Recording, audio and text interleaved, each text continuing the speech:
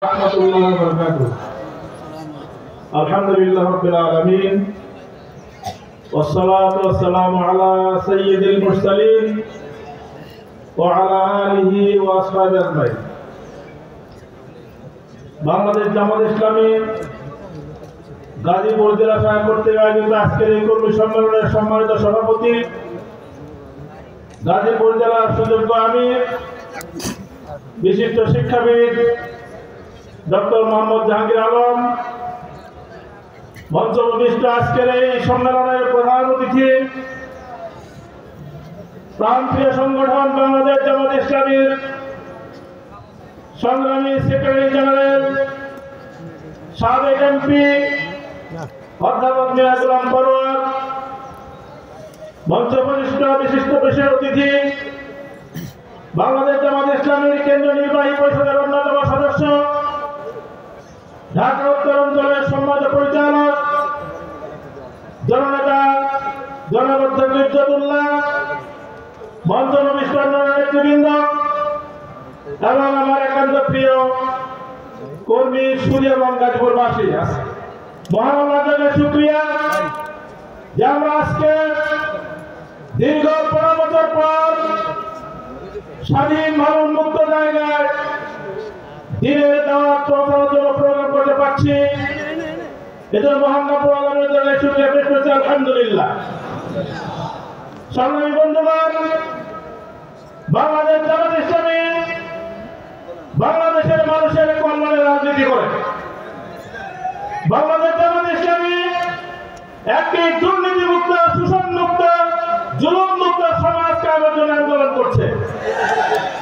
বাংলাদেশ জামাত ইসলামী মনে করে মানবতার মুক্তি, শোষণ বঞ্চনা থেকে নিষ্কৃতি কেবলমাত্র ইসলামী আইনের মাধ্যমেই সম্ভব। এজন্যই বাংলাদেশ জামাত ইসলামী মানবতার কল্যাণের জন্য, দুনিয়ার শান্তি প্রতিষ্ঠার জন্য এবং আখিরাতের মুক্তির জন্য ইসলামকে কায়েম করার কর্মসূচি হাতে গ্রহণ করেছে। আমরা বিশ্বাস করি, শুধু আমাদের বিশ্বাস নয়, আল কোরআন এবং সুন্নাতে কথা প্রমাণিত, যতদিন পর্যন্ত কোন সমাজে ইসলাম কায়েম না হবে ততদিন পর্যন্ত সেই সমাজের মানুষের মুক্তি আসতে পারে না।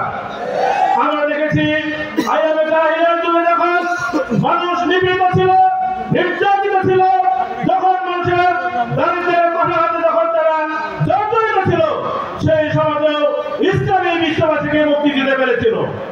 সংগ্রামী বন্ধুগণ, আমরা দেখছি আজ বাংলাদেশের অর্থের কোনো সমস্যা নয়।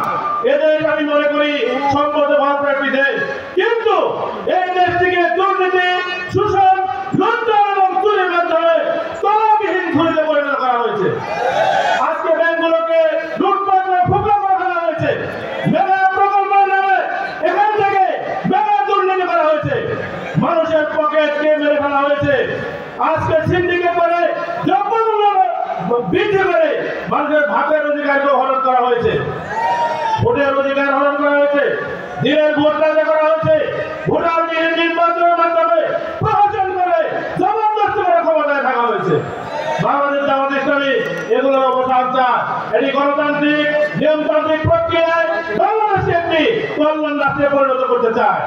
সংগ্রামী বন্ধুগণ, মন্ত্রতন্ত্র যতই থাকবে কেন, যতদিন পর্যন্ত ইসলাম কায়েম না হবে ততদিন পর্যন্ত সমাজের শান্তি প্রতিষ্ঠা সম্ভব নয়।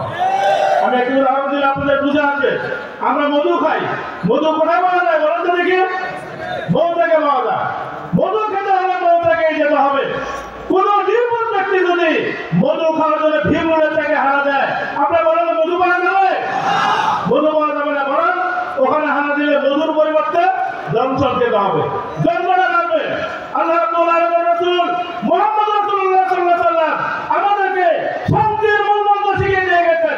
তিনি আমাদের দোয়া শিখিয়ে গেছেন, আল্লাহুম্মা আনতাস সালাম ওয়া মিনকাস সালাম ওয়া আলাইকা আসসালাম। হে রাব্বুল আলামিন, আল্লাহ তুমি শান্তির আধার, তুমি শান্তির উৎস, তোমার কাছ থেকে শান্তি আসে, তোমার কাছে শান্তি ফিরে যায়। সুতরাং মানবতাকে শান্তি পেতে হলে আল্লাহর আইনের কাছে ফিরে যেতে হবে, রাসূলের আদর্শের কাছে ফিরে যেতে হবে।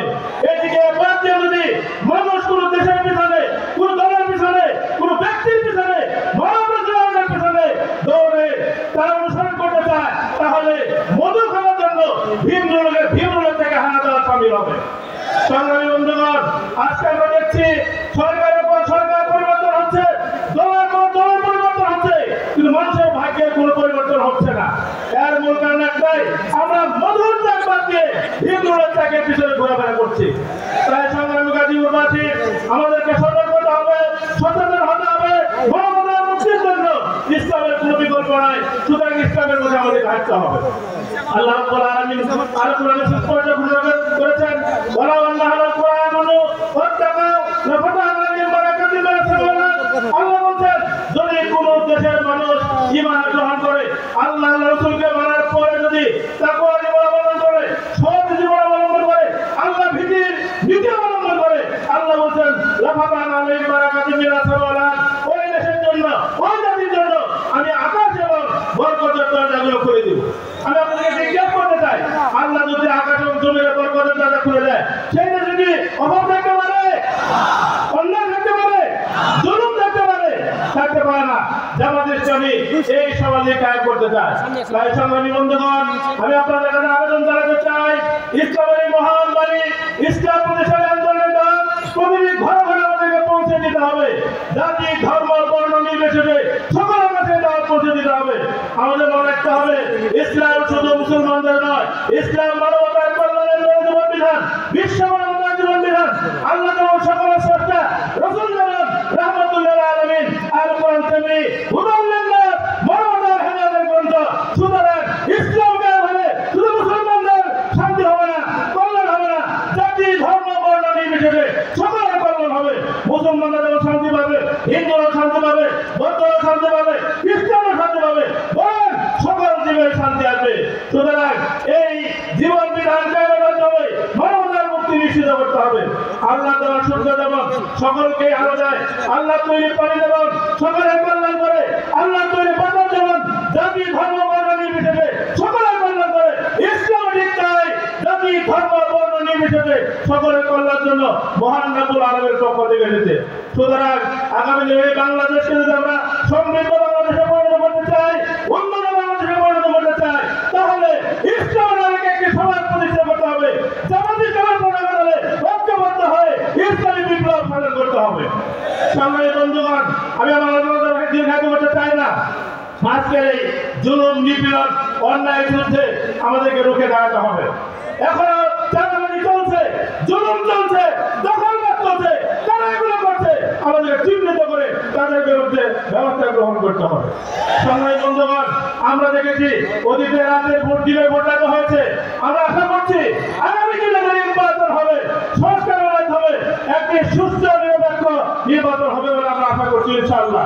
অংশগ্রহণমূলক নির্বাচন হবে, যে নির্বাচনে ভোটারগণ নিজেদের ভোট নিজেই দিতে পারবে। আমার ভোট আমি দেব, যাকে খুশি তাকে দেব, এই একটি সুন্দর পরিবেশ হয়তো তৈরি হবে ইনশাআল্লাহ। এই যদি ভোট দেওয়ার পরিবেশ তৈরি হয়, তাহলে আমি আবেদন জানাবো, মুসলমান যাকে খুশি তাকে ভোট দিতে পারে না, মুসলমানকে ভোট দিতে হবে ইসলামের পক্ষে, রায় দিতে হবে ইসলামের পক্ষে। সকল সুতরাং ইমানের দাবি প্রয়োগে আজকে আমাদেরকে ভোটারের দলে গিয়ে বোঝাতে হবে, দুনিয়ার কল্যাণ, আখিরাতের মুক্তি কোন মতের মধ্যে নেই। দুনিয়ার কল্যাণ, আখিরাতের মুক্তি পেতে হলে ইসলামের প্রতি আমাদেরকে ফিরে আসতে হবে। আলহামদুলিল্লাহ, আজকে বাংলাদেশ জেগেছে, আজকে বাংলাদেশের মানুষ সচেতন হয়েছে। তারা দুর্নীতি থেকে মুক্তি চায়, অন্যায় থেকে মুক্তি চায়, জুলুম থেকে মুক্তি চায়, তারা ন্যায় বিচার চায়, ইনসাফ চায়। আর ইনসাফের মহামন্ত্র হলো আল কোরআন, ইসলাম। সুতরাং সম্মানিত ভাইগণ, বন্ধুগণ, ইসলামের পক্ষে জনমত তৈরির জন্য আমাদেরকে খাওয়া নাওয়া ছেড়ে আজকে ঘরে ঘরে দৌড়াতে হবে, যেতে হবে, প্রতিটি মানুষের কানে কানে ইসলামের দাওয়াত পৌঁছে দিতে হবে। আপনারা কি রাজি আছেন পৌঁছে দিতে? আল্লাহ আমাদের সকলকে তৌফিক দান করুন। এই কথা বলে আমি আমার সংক্ষিপ্ত আলোচনা এখানে শেষ করছি। আসসালামু আলাইকুম ওয়া রাহমাতুল্লাহি ওয়া বারাকাতুহু।